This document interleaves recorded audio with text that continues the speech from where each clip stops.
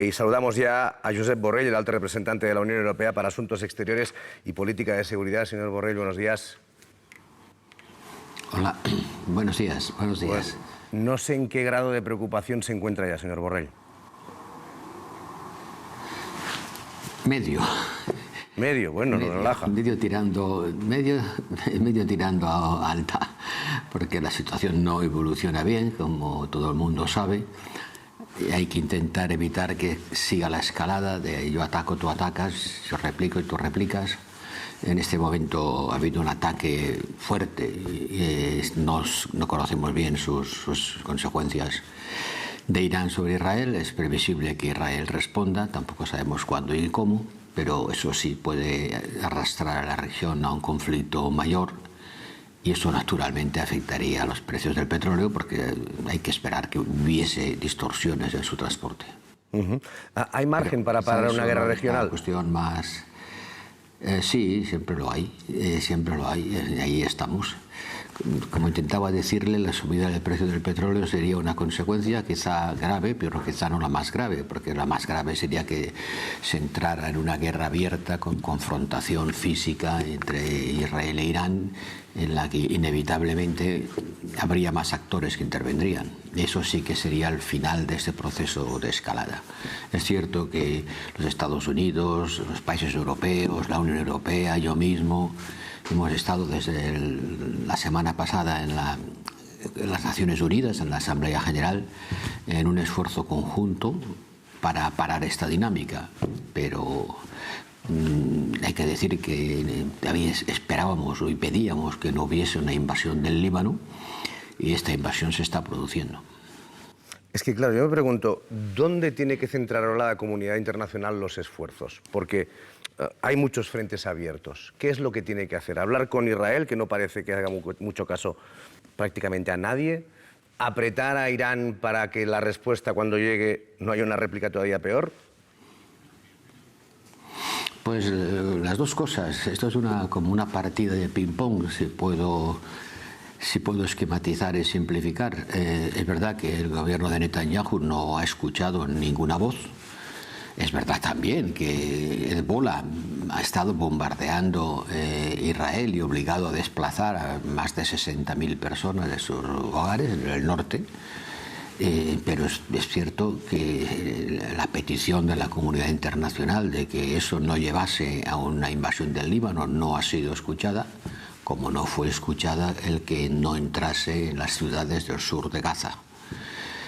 Es cierto que Hezbollah es un riesgo, un peligro y un enemigo de Israel, al que ataca sistemáticamente. También lo están haciendo los hutis en el Cuerno de África, en el estrecho por el que se entra en el Mar Rojo, donde la Unión Europea hemos desplegado una flota de barcos de guerra para intentar contrarrestar estos ataques. Todas las cosas están ligadas, la una con la otra, y el núcleo del problema está en la guerra en Gaza. Mientras no haya un alto el fuego en Gaza, esa guerra seguirá mandando ondas de choque al conjunto de la región, que pueden producir choques de verdad y arrastrar a actores más importantes en la misma. Yo no quiero decir que haya quien lo desee, pero esa es la dinámica. Yo, señor Borrell, no sé qué esperanzas puede tener la comunidad internacional de un país que declara persona non grata al secretario general de la ONU.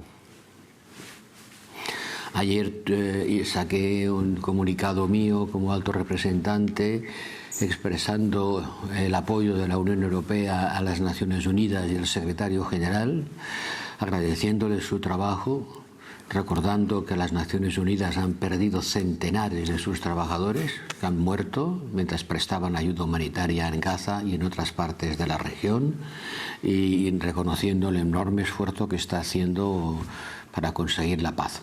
Las críticas que ha recibido no son de recibo, no se corresponden para nada a la realidad y las rechazamos plenamente. Cuando uno observa la comunidad internacional ve una clara condena del ataque de Irán sobre Israel, pero en cambio cuesta mucho que haya una condena de la invasión de Israel sobre el Líbano. ¿Por qué pasa esto, señor Borrell?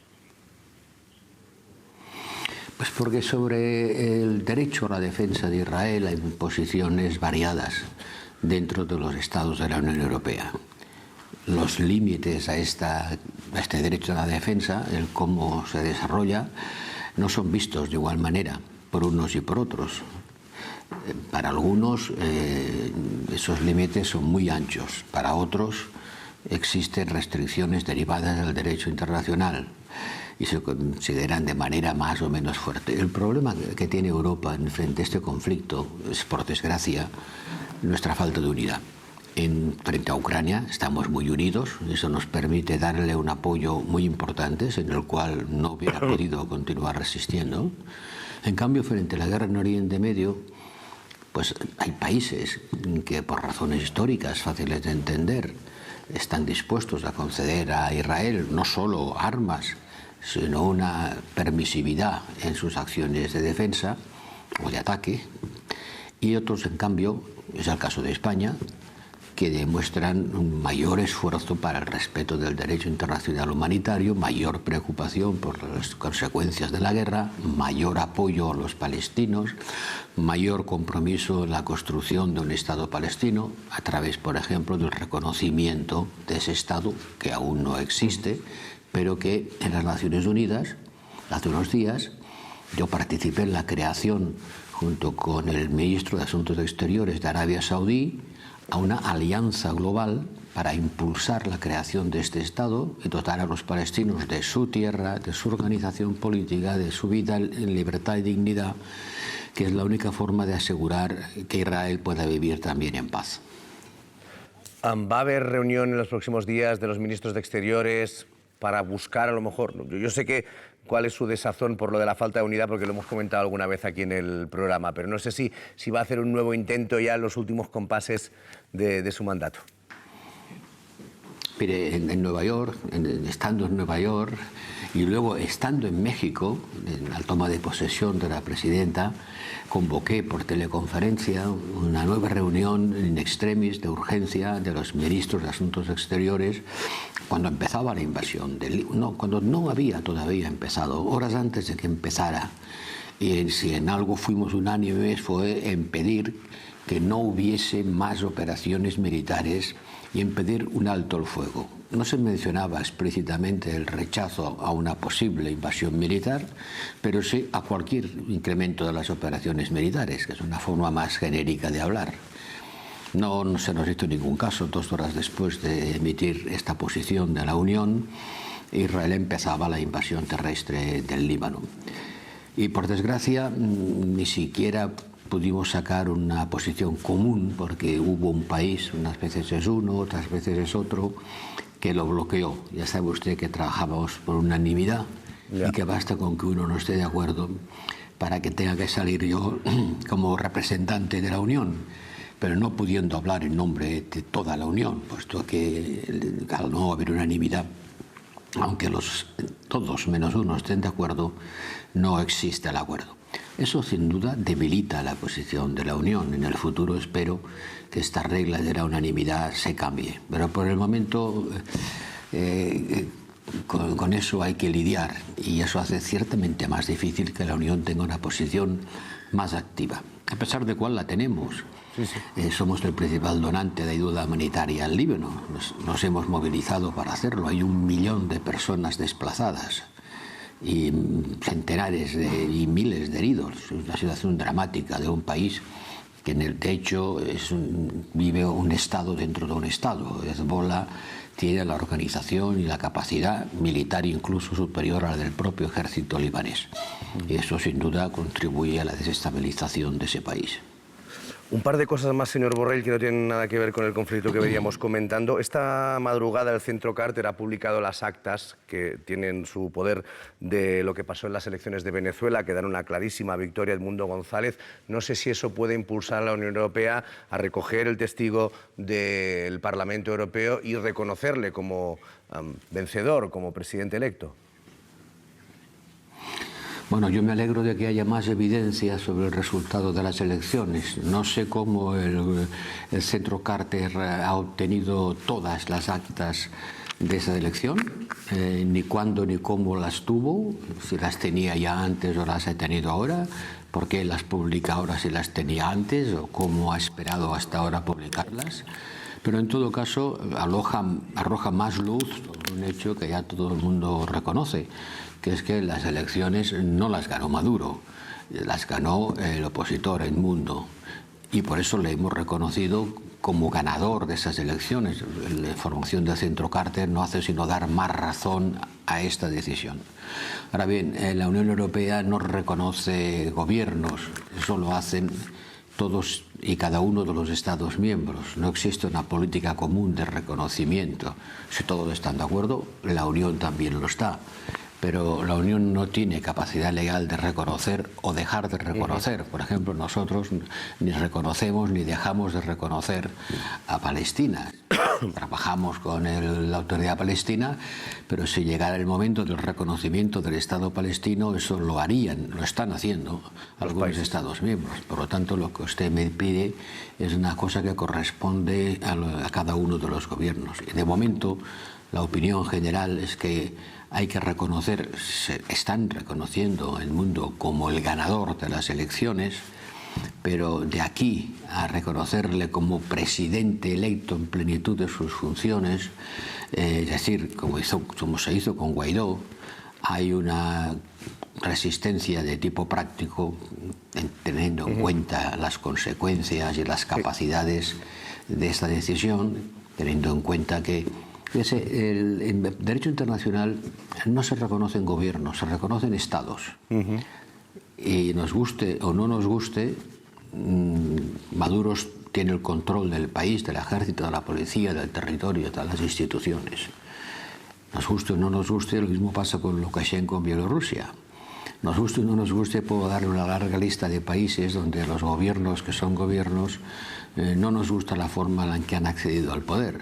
Pero eso no nos impide tener que trabajar. Tenemos embajadas en Caracas y seguirán en Caracas. Una última cosa muy... en Europa y seguirán en Europa. Por supuesto. Una última cosa muy breve. Nos decía usted que ha asistido, nada, era un par de días a la toma de posesión de la nueva presidenta mexicana. No sé si echo de menos al rey Felipe. Yo estuve acompañando al rey Felipe hace 6 años cuando fui como ministro español de Exteriores a la toma de presidencia del presidente López Obrador.